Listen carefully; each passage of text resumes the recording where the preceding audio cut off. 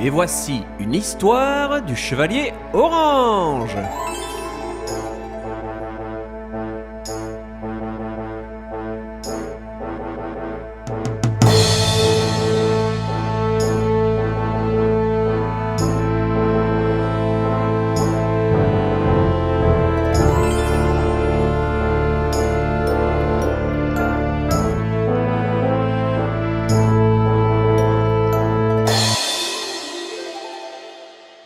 La bête de la forêt de pierre.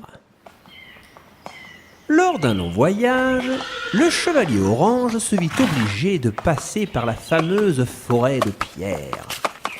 Cette forêt était particulièrement magnifique car elle était composée d'arbres à pierres précieuses.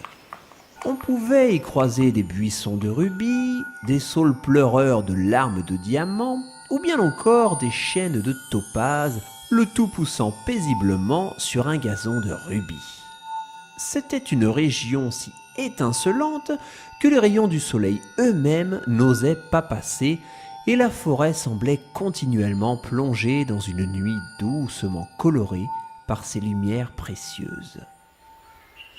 Pour accéder au cœur de la forêt, il fallait traverser un petit village peuplé de forestiers-joutiers, les gardiens des lieux. Le soir commençait à poindre lorsque notre héros se présenta aux portes du hameau. Il interpella l'un des gardes. « Hola, monsieur! Bien le bonjour! Dites-moi, j'aimerais traverser votre précieuse forêt, s'il vous plaît. » « Ah, sans problème, chevalier. Mais je dois vous avertir que la nuit, les arbres s'éteignent, et c'est le moment que choisit la bête pour sortir. Je serai vous, j'attendrai demain. Passez donc la nuit à l'hôtel. » Le chevalier était fourbu de sa journée et il accepta volontiers l'invitation.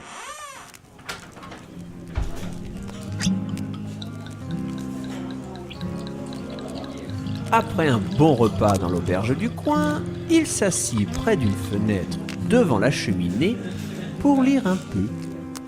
Dehors, un épais brouillard s'était posé dans les rues et on n'y voyait pas à 3 pas. C'est alors qu'il entendit un cri. C'était la bête. Les villageois rentrèrent chez eux en hurlant. La panique gagnait les lieux et seul le chevalier orange semblait garder son sang-froid. Toutes les bougies s'éteignirent d'un coup et ce fut un silence pesant qui régna soudainement sur les lieux. De temps à autre, on apercevait une ombre menaçante passer devant les vitres.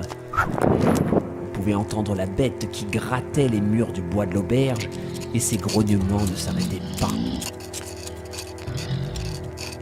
Elle rôdait autour du bâtiment. Le patron de l'auberge tenta de rassurer ses clients. « Ne vous inquiétez pas, si tout le monde reste à l'intérieur, nous ne craindrons rien.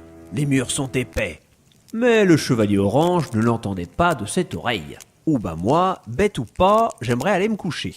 Alors je vais régler ce fâcheux problème. » Et, dégainant son épée, il sortit affronter l'agresseur malgré les avertissements. Il aperçut une silhouette sombre dans la brume et se rua sur elle afin de l'affronter. Il la bouscula de toutes ses forces et, à sa grande surprise, la créature semblait ne rien peser du tout et elle tomba facilement.